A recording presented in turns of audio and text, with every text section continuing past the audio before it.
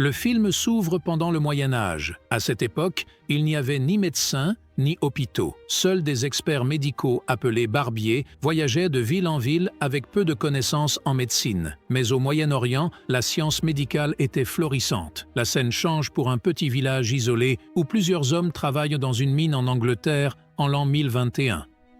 Un jeune garçon nommé Rob, qui travaille également à la mine, reçoit un pain en guise de compensation pour avoir passé toute la journée à travailler à la mine. En rentrant chez lui, Rob remarque un homme entouré de femmes en train de leur raconter des blagues. Il dit s'appeler Barber et se vante d'être guérisseur, affirmant pouvoir soigner toutes les maladies qui les frappent. Pendant que Rob écoute attentivement l'homme, son pain est volé. Ce soir-là, Rob rentre chez lui les mains vides et s'assied avec sa mère, qui récite une prière avant de pouvoir dîner. Au milieu de la prière, sa mère commence à se sentir mal, mais elle chasse les inquiétudes de Rob lorsqu'il lui demande ce qui ne va pas. Il se couche cette nuit-là, mais Rob est réveillé en pleine nuit par les cris de douleur de sa mère. Lorsque Rob la touche, il voit que la mort de sa mère est imminente. Se sentant impuissant, Rob se précipite vers Barber, qu'il avait vu en ville plus tôt, et lui demande de l'aide. Au début, Barber refuse, mais face à l'insistance du garçon, il cède et le suit chez lui. Quand Rob arrive chez lui, il trouve sa mère entourée du prêtre et des habitants du village. Le prêtre étend de l'huile sacrée sur le corps de sa mère et annonce que sa maladie ne peut être guérie. Lorsque le prêtre remarque la présence de Barber, il affirme que toute personne prétendant pouvoir guérir la femme sera accusée de sorcellerie. Entendant cela, Barber assure au prêtre qu'il ne peut rien faire pour la femme et elle meurt. Le lendemain matin, les deux frères et sœurs de Rob sont emmenés par les habitants du village, tandis qu'il est laissé derrière. Sans endroit où aller, Rob supplie Barber de l'emmener avec lui, mais Barber refuse et quitte la ville. Au milieu de la nuit, Barber entend quelqu'un à l'intérieur de sa voiture et se prépare à attaquer, mais il remarque que c'est Rob qui se cachait à l'intérieur. Pris de pitié pour le garçon, il le laisse passer la nuit avec lui. Le lendemain matin, il se réveille pour trouver Rob blotti à côté de lui et décide de garder le garçon avec lui. Des années plus tard, Rob devenu adulte, il visite une nouvelle ville avec Barber, tout en prononçant le même discours qu'il avait entendu dans sa propre ville. Tous les deux jouent un spectacle divertissant partout, afin d'attirer plus de patients. Un jour, ils visitent une ville où un fermier vient les voir pour un mal de dents. Juste avant que Barber n'arrache la dent du fermier, il demande à Rob de maintenir l'homme pendant qu'il se débat pour bien voir. Au moment où Rob touche le fermier, il ressent la même sensation qu'il avait éprouvée lors de la mort de sa mère et est capable de prédire que le fermier va mourir. Secoué par cette expérience, Rob essaie de dire à Barber que l'homme va mourir, mais celui-ci ignore ses préoccupations et plaisante même à ce sujet. Alors qu'ils sortent d'un bar plus tard dans la soirée, ils sont acculés par un groupe d'hommes qui les accusent d'avoir tué leur ami. Ils accusent Barber de pratiquer la sorcellerie et le enfermant dans sa carriole avant de la mettre en feu. Rob parvient à sauver Barber et lui prodigue des soins loin de la ville. Un jour, Rob est furieux, il demande à Barber s'il a déjà pratiqué une chirurgie sur un cadavre. Cela ne plaît pas à Barber, qui lui dit de ne plus en parler, sinon l'église le brûlera sur le bûcher pour pratique de la sorcellerie. Au fil des jours, Barber se rétablit complètement, mais il a l'impression de ne plus pouvoir soigner personne et sa vision commence à se détériorer. Rob le supplie de le laisser aider, car il a grandi en voyant Barber traiter plusieurs personnes. Un jour, tous les deux se rendent dans une autre ville pour trouver des personnes à soigner. Là-bas, Rob réalise sa première amputation et continue de traiter davantage de personnes qui commencent à faire la queue devant leur tente. Après plusieurs jours de pratique, Barber semble enfin considérer Rob comme digne de devenir un guérisseur et ils célèbrent cette étape ensemble. Au milieu de la célébration, une femme dit à Rob d'emmener Barber chez le guérisseur de la ville qui pourra l'aider à retrouver la vue. Au début, il ne prête pas attention à ce qu'elle dit et la rejette en lui disant que personne ne peut traiter la cécité. Cependant, lorsque la vision de Barber commence à se détériorer, il change d'avis. Ils s'y rendent donc et rencontrent le guérisseur qui accepte de pratiquer une chirurgie sur les yeux de Barber. Quelques jours après l'opération, Rob retire le bandage de Barber et constate que sa vision s'est entièrement rétablie. Impressionné par son travail, Rob demande au guérisseur où il a appris à pratiquer la chirurgie. Le guérisseur lui dit qu'il a tout appris d'un endroit appelé Ispahan. Lorsque Rob lui demande où se trouve cet endroit, le guérisseur lui montre une carte du monde et lui indique sa localisation au Moyen-Orient. Il informe Rob que le plus grand guérisseur du monde, connu sous le nom d'Ibn Sina, un médecin musulman enseigne là-bas et que personne ne peut égaler sa sagesse et ses connaissances. Il lui explique ensuite que Ibn Sina se trouve dans un endroit où les chrétiens ne sont pas acceptés et il dit sarcastiquement à Rob qu'il doit prétendre être musulman ou juif. Une fois que Barber est complètement rétabli, il quitte la ville et continue de traiter davantage de patients. Rob exprime son désir d'aller à Ispahan et de devenir un guérisseur, également connu sous le nom de Hakim chez les Arabes, sous la supervision d'Ibn Sina. À sa grande déception, Barber en rit et s'endort pour la nuit. Le lendemain matin, lorsque Barber se réveille, il constate que Rob n'est pas dans sa tente. Il prend alors son cheval et part à la recherche de Rob. Il parvient à le rattraper et lui dit qu'il l'aidera à atteindre les quais. Une fois arrivé au quai, Barber donne à Rob de l'argent supplémentaire et lui dit au revoir. Un an plus tard, Rob se retrouve en Égypte. Là-bas, il se fait couper les cheveux pour se fondre dans la foule. Il rencontre ensuite un groupe de voyageurs et les accompagne vers Ispahan. Il imite même la façon dont les Juifs prient pour être sûrs de convaincre tout le monde de sa religion. Pendant son voyage, il remarque une belle fille qui voyage avec eux, mais il ne l'approche pas par peur d'être découvert. Un jour, leur chef annonce qu'ils ont atteint le territoire des Seldjoukides,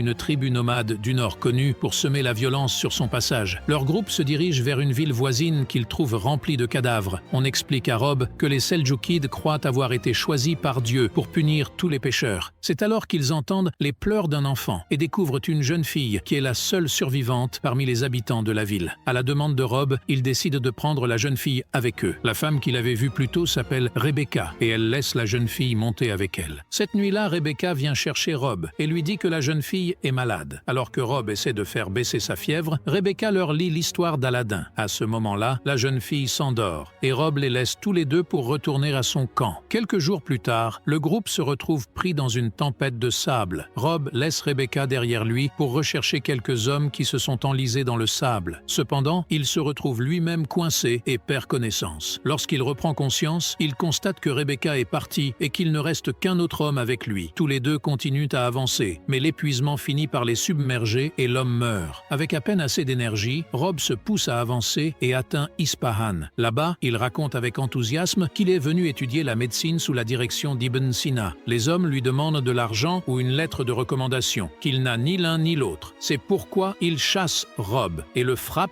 jusqu'à ce qu'il perde connaissance. Lorsqu'il reprend connaissance, il se trouve dans un lit. Un homme se tient au-dessus de lui et lui dit que ses blessures ont été soignées et qu'il devrait se sentir mieux dans quelques jours. Curieusement, Rob posait des questions à l'homme sur les médicaments qui ont été utilisés sur lui. L'homme répond patiemment à ses questions et remarque que la plupart de ses patients ne lui posent pas autant de questions. Rob répond qu'il souhaite devenir hakim et étudier auprès du grand Ibn Sina. Quelques jours passent et Rob se rétablit complètement. Un jour, il est réveillé par un homme qui lui dit que le cours va commencer dans quelques minutes. Bien qu'il soit confus, Rob ne pose pas de questions et suit l'homme jusqu'au cours. Là-bas, l'homme qui l'avait soigné s'apprête à commencer le cours. Rob rejoint les autres étudiants et remercie l'homme d'avoir parlé à Ibn Sina en sa faveur. Cela fait rire tout le monde autour et l'un des étudiants nommé Myrdin lui dit qu'il se trouve dans le cours de physique d'Ibn Sina et Rob réalise que l'homme qui l'avait soigné était Ibn Sina lui-même. Le lendemain, Rob et Myrdin se rendent en cours où Rob observe Ibn Sina avec fascination, bien qu'il ne comprenne pas grand-chose. Au cours des semaines suivantes, il en apprend davantage sur la médecine et la manière dont Ibn Sina traite ses patients. Il parvient même à impressionner Ibn Sina lorsqu'il démontre comment réparer des épaules déboîtées. Le lendemain matin, Rob se promène avec Myrdin lorsqu'il rencontre l'oncle de Myrdin, qui s'appelle Bar Kapara. Il les salue et leur présente la femme qui sera sa future épouse. À sa grande surprise, Rob découvre que la femme est Rebecca et tous deux font semblant de ne pas se connaître. Bien qu'ils soient tous deux brisés de chagrin, ils ne peuvent pas faire grand-chose et Rob est contraint d'assister aux célébrations du mariage de Rebecca. Avant de lui souhaiter bonne chance, il remet à Rebecca le livre d'histoire qu'elle lui avait lu pendant leur voyage. La nuit du mariage, toujours dévasté, Rob finit avec une autre femme. Dès qu'il la touche, il ressent sa mort imminente. Il l'emmène en urgence à l'institut et tente de la guérir. Ibn Sina le remarque et lui demande pourquoi il il a amené la jeune fille avec lui alors qu'elle semble en parfaite santé. Rob lui explique que la jeune fille ne survivra pas à la nuit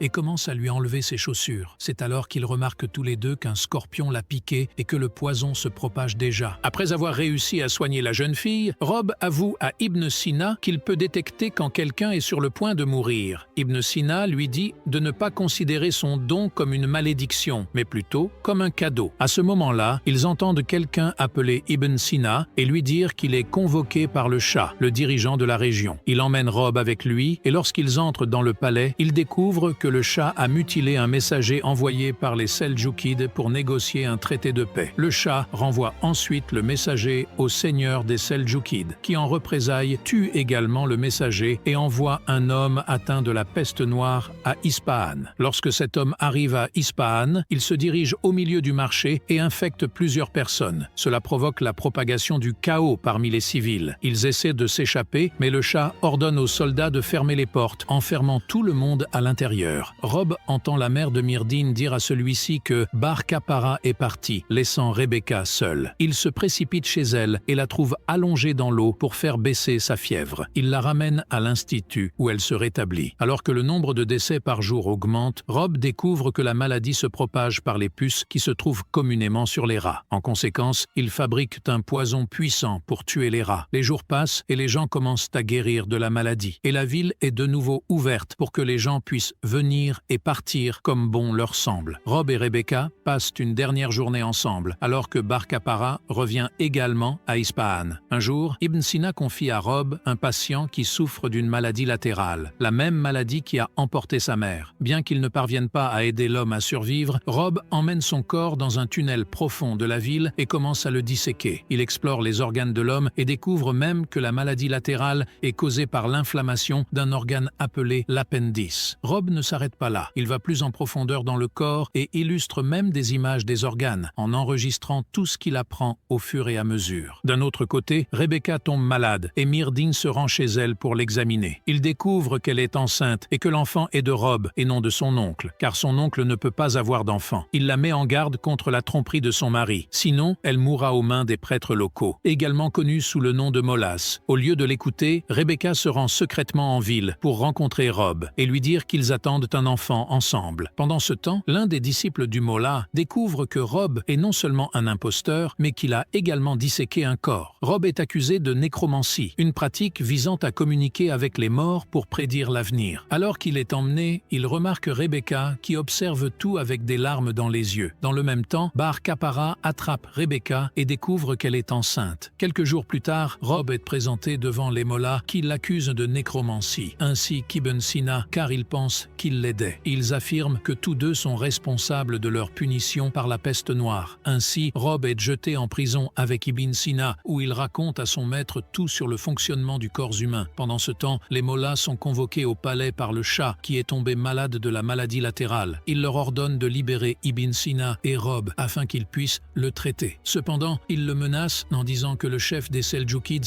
serait un bien meilleur dirigeant pour leur terre. Une fois parti, le Shah envoie ses hommes après Ibn Sina et Rob et leur demande de l'ouvrir et de le guérir de sa maladie. Rob accepte mais demande en retour au Shah de sauver Rebecca de la mort. Malgré sa nervosité, Rob parvient à ouvrir le Shah et à lui retirer son appendice. Pendant ce temps, les Seldjoukides, soutenus par les Mollahs, entrent dans la ville et commencent à semer le chaos. Le Shah se rétablit, monte à cheval et se prépare pour la bataille, sachant qu'il va mourir. Il guide ensuite Ibn Sina et Rob vers la sortie de la ville et tous partent avec leur famille. Cependant, Ibn Sina choisit de rester à Ispahan car les patients ont besoin de lui et pour être près de ses livres. Des années plus tard, Rob retourne en Angleterre avec Rebecca, où il construit le premier hôpital d'Angleterre. De son côté, Barber utilise les mêmes slogans pour essayer d'attirer des patients, mais un enfant lui dit qu'ils sont tous à l'hôpital. Peu de temps après, Barber découvre que Rob est toujours en vie et se dirige vers l'hôpital pour le rencontrer, ainsi que sa nouvelle famille.